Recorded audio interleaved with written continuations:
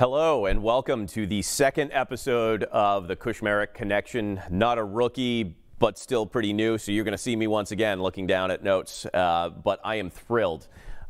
Someone who has really helped me from having to constantly look at the notes on the job has been my friend and my new colleague, Representative Natalie Higgins of Leominster. Natalie, thank you so much for joining me on the show. So happy to be here and so great to partner with you on so many things. Yeah, it's been exciting, and I think everyone is quick to say, every legislator is quick to say, there's no stupid questions. There are stupid questions, and I ask them, and you have been just such an amazing partner, and those calls, like any new job, right? You start, and you know it's the where's the bathroom? How do I do this? How do I get in my email? Yeah. So you've helped me with everything from those to some really complicated and nuanced constituent issues. And just delighted to be able to have a partner like you to be able to pick up the phone and it's so willing to help out. And I don't think that's most people's reaction or preconceived notions of what the political arena is like these days. We all remember what it was like to be new, and there is no handbook on how to do this job. So super thankful to have you here representing Fitchburg and Lunenburg.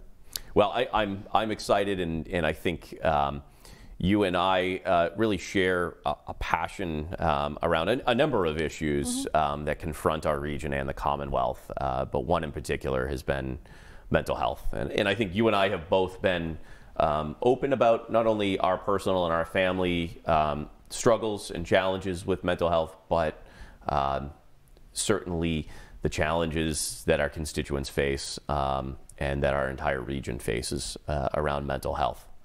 Yeah, I'm so thankful to have you on the committee this session. It's my third session on mental health, substance use, and recovery, and we represent a region that is really in need of services. It's really great for the governor to talk about like how many services are available across the state, but when you get down to the local level, it's not equitable across the board. If the services are only available in Boston or the greater Boston area, that's not accessible to North Central Massachusetts. Right. We know that. And often out of network coverage from your insurance providers, outside of the network of transportation to be able to get there, on top of every other hurdle layered on in terms of accessing mental health. Absolutely. And I know something that we both care about is also youth access to mental health, and that can come with so many other challenges. And there's some really novel things that have been happening in North County, mostly in the Quabbin region, around telehealth. And I'm so thankful that we were able to use kind of a silver lining to COVID we broke through a lot of those barriers and resistance to telemental health. And I think it's reducing stigma, making it easier for folks to seek services, and kind of lowering those barriers to access. Absolutely, absolutely. And I know, it's one of my first calls with the Speaker of the House of what committees would you like to serve on and why. And, I mentioned the mental health, substance use and recovery as my top priority. And it was, there was kind of silence of, I don't hear that one often from freshmen. And I think it's often that we don't hear about mental health a lot, right? Right. There's either a stigma attached to it or we keep it in the shadows.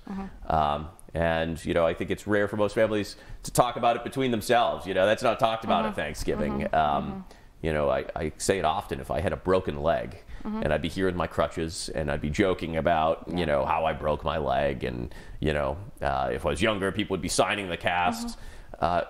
We don't talk about mental health certainly that same way. We don't joke about it. And we don't socialize it often, but it's arguably more prevalent than our physical health ailments. And I think we need to confront that, and we need to talk about it openly. And so I'm thankful that we have regional partners. I think you have been leading the charge for a long time, Natalie, on mental health, and I'm excited to be joining you in this battle. To talk about, to speak about it, and then to properly fund and resource mental health.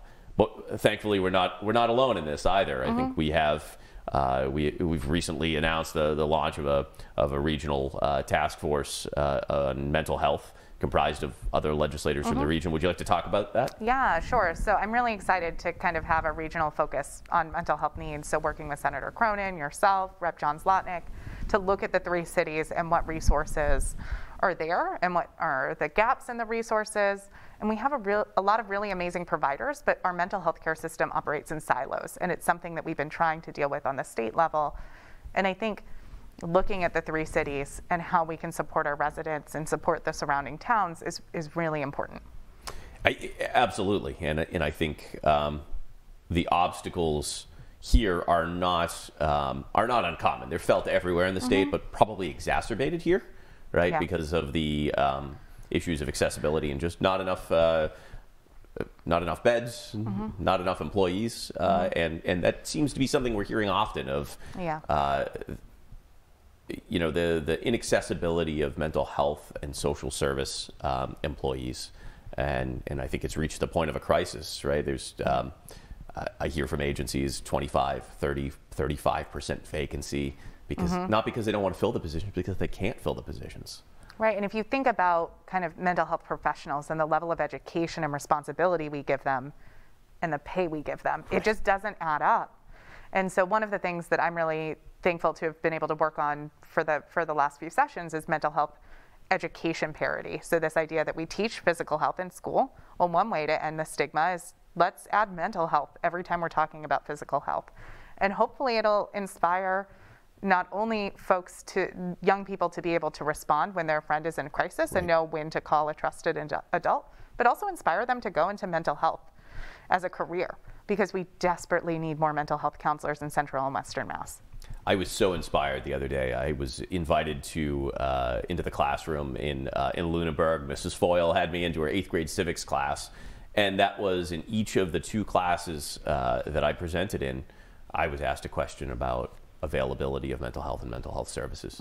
And it's something that the next generation, I think, is much more attuned to and dialed into that conversation at a very young level. They see it, they hear it, they talk about it.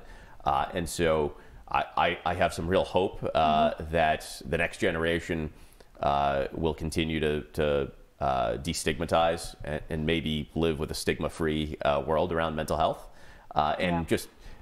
It was great to hear young people start talking about it. How do we address it?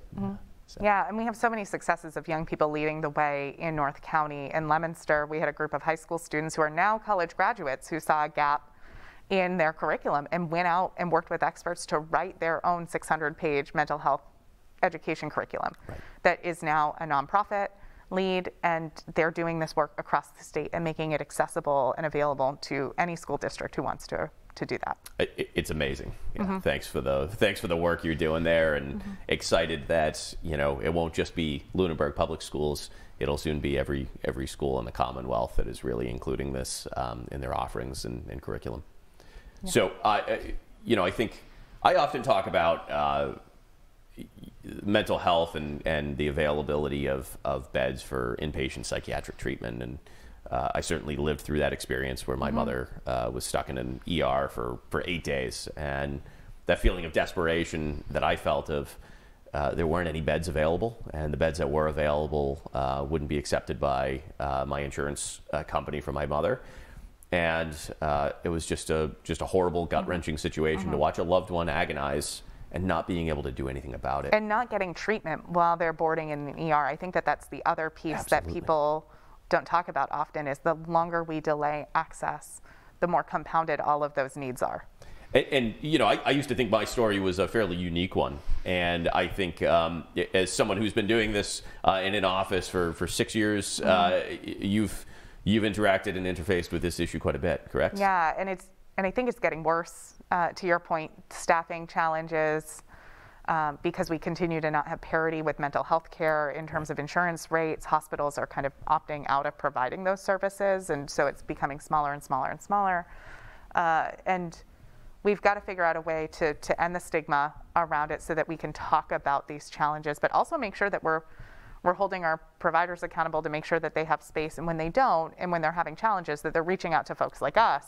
And I think that's what the task force, we kind of went to the local providers and said, what do you need? And then also opened up these Zoom virtual meetings to open it up to the larger community to say, come and share your stories with us. We're lucky enough to serve on the Mental Health, Substance Use and Recovery Committee, but not everyone has access to those hearings. They happen during the day, so the ability to do them at night with our offices. I'm so excited. You had your virtual hearing this past week, and I've got mine next week. Absolutely, and I think it's critical of. We hear from constituents about the issues and the obstacles they're facing, often when it's in the point of a crisis. But I think it's so important that we continue to reach out and listen and hear what are the lived experiences of our residents, of the people of this region. What are the hurdles that they're facing in accessing mental health? What's broken? What do they want to see more of? And that helps inform how we dedicate our time and how we try to triage the crisis facing mental health right now. So, I think our next steps are really now meeting with all of the providers throughout the region, and not just the providers too. I think we've talked about our public schools and our law enforcement, everyone at the intersection of mental health. And I think it's just so critical that we also have a strong delegation. You've mentioned, Representative Zlotnick of Gardner, but also Senator Cronin too. And really it's a whole region approach. And hopefully now it becomes a whole legislature approach as we move forward. And we have some unique strength and diversity in our region, right, with the 2 hospital systems, so we can kind of try out different things and see what's working really well and what best practices might need to roll out across the state.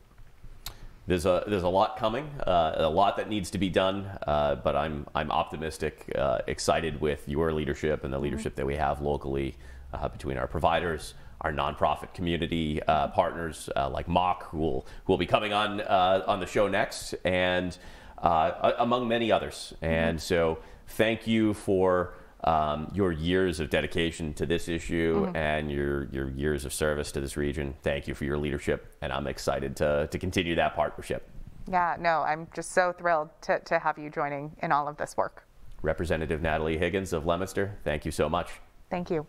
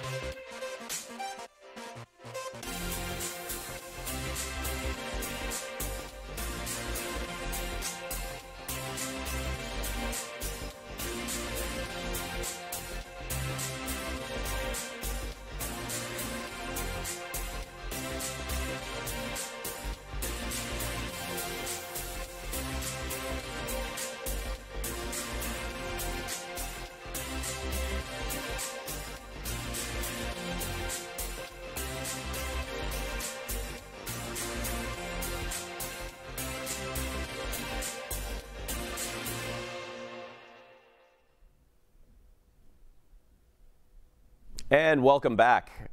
Joining us now from Mock, a local human services and social service and mental health provider, Andrew Stevens, who is the Director of Clinical Operations.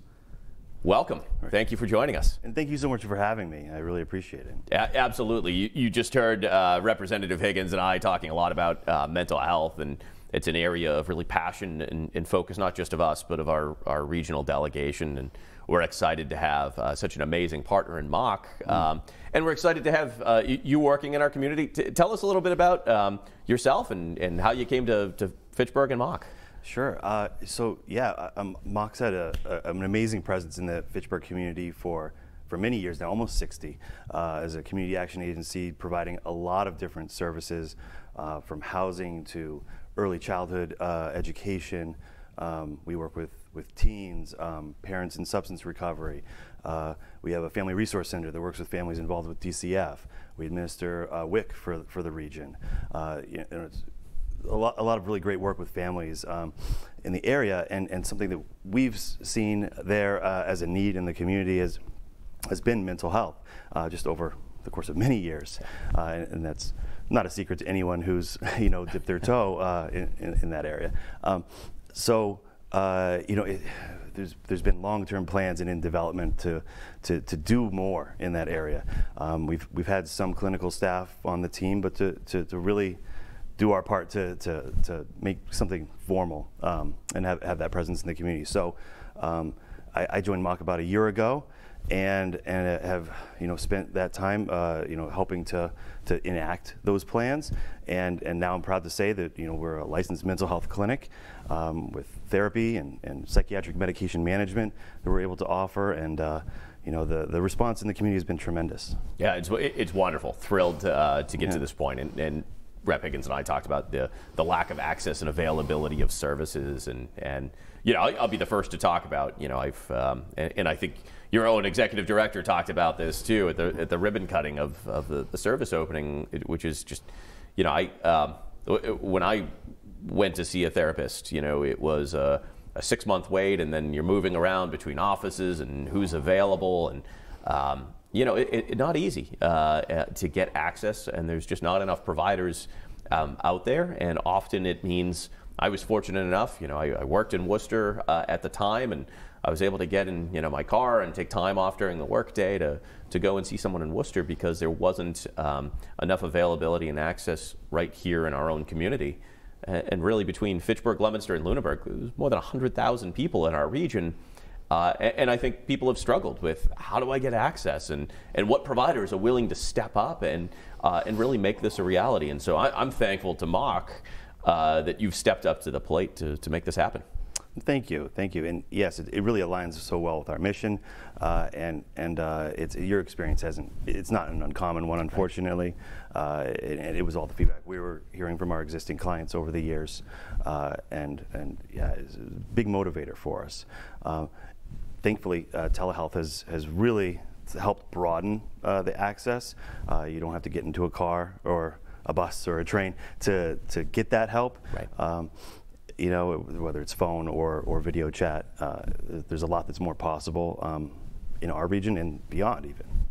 So you said you spent the past year since starting with Mock and really building this program from the ground up, and building a team around you. Can you talk a little bit about it in this past year? What were the unique needs right here in North Central Massachusetts or in Fitchburg?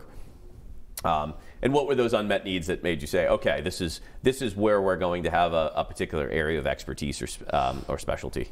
Sure. It's all that family work that we've been doing historically over the years. Seeing those needs of intergenerational trauma that families experience. Substance use, continues to be, that need for recovery in our community, and resources for helping with recovery is still, because substance use disorder and mental health go hand in hand, correct? Oh yes, they are one and the same. Sometimes people try to split hairs with the chicken or the egg, but they do go hand in hand, for sure. Absolutely, it all falls under the umbrella of behavioral health, right? Correct. So curious what you see as Mock's role in this whole ecosystem, and I guess as the public becomes aware of Mock's involvement in this space, what populations do you work with? Really, it's everyone.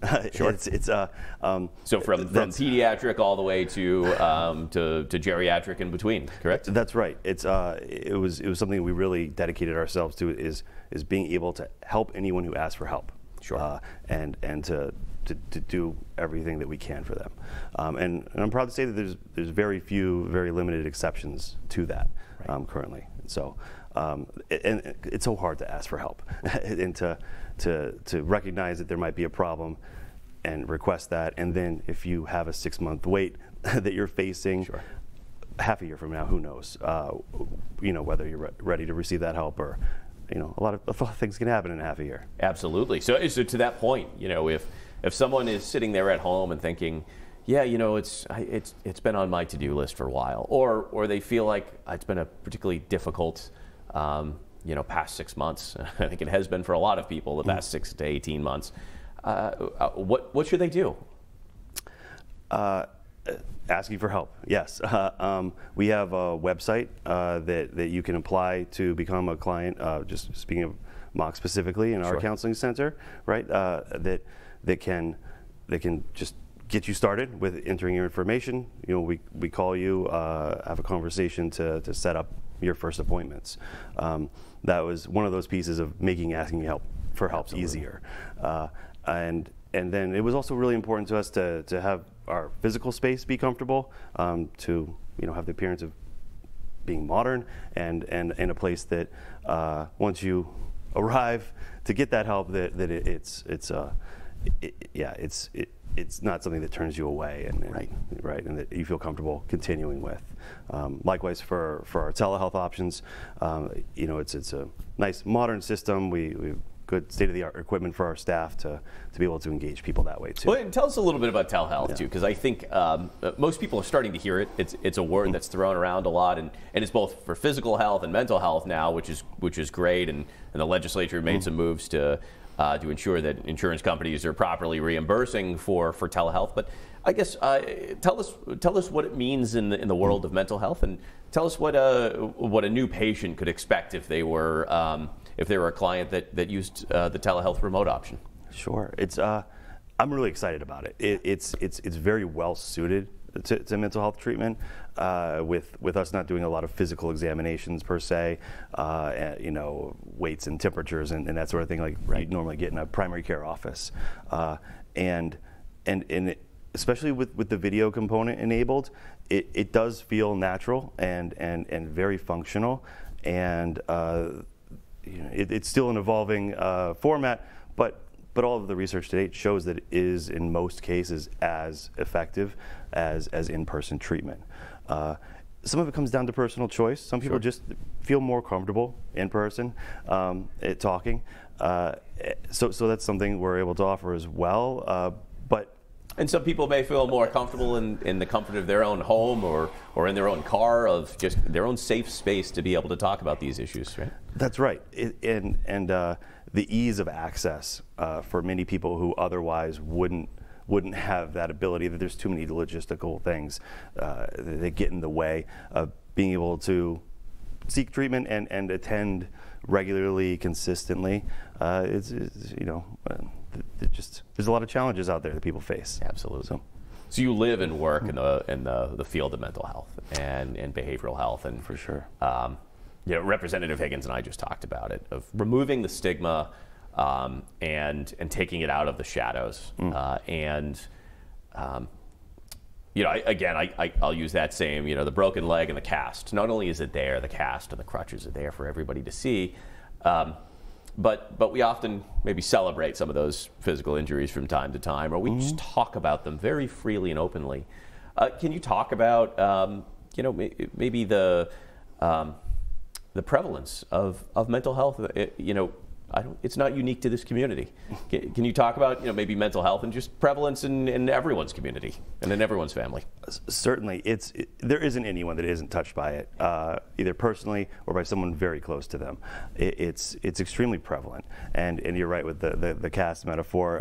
No one goes around having people sign off on their depression, for example. Right. It's getting better, but there's still a lot of work to be done as far as stigma is concerned, and that's a lot of what I was referencing when I talked about the challenges in asking for help and continuing with that help, and it's difficult. It's not something that people want to share. People feel embarrassed or ashamed by it, and part of that stigma is a mentality that they should just suck it up, push through, that it's their problem and it's theirs to suffer alone. Right, and we don't say that about someone suffering from cancer. Oh, just tough it out, stick through it, and it gets worse with time if it goes untreated. Same was true with mental health. Of course, it gets worse if it's untreated. Of course. So, I think. Between telehealth and between wider availability of services, What else are you excited for? What else should give us a reason for hope and optimism when looking at mental health from this regional perspective? Yes, as a culture, we are coming around with stigma in many ways, and there's a lot of good focus on that. Sure. A lot of good attention being paid to the needs for substance recovery, for mental health recovery in general. I'm excited about telehealth being that new bit of technology that really helps with access. I'm excited about more and more people asking for help and being able to obtain it. Yeah, Sure. You're absolutely right. I'm excited when when I go into a classroom of youths in Lunenburg, 8th graders talking about mental health, and why aren't we talking about it more, and why aren't there more services? I'm glad to hear that it's not this stigmatized topic with the next generation, and so I think it shows how much work we still have to do with everybody else, and shows that we need to continue down that same path of talking about it and acknowledging it. And I think I try to do it often, not because it's comfortable, but because we need to be talking about it. Yes, you can be in elected office and still my family has certainly been touched by mental health and impacted in every way, shape, and form. Including my own childhood and upbringing.